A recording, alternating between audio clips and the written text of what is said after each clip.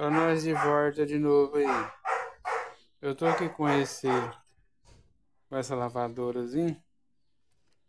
É, é o seguinte, é um tanquinho, né? Como alguns chamam.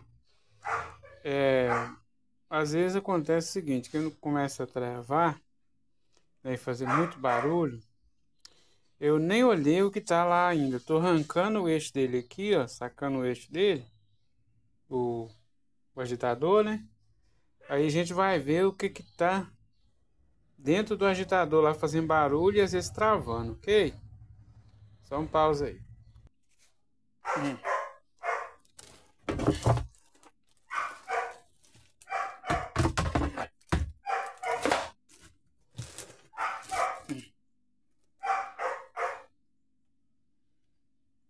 Parece que é um pedacinho de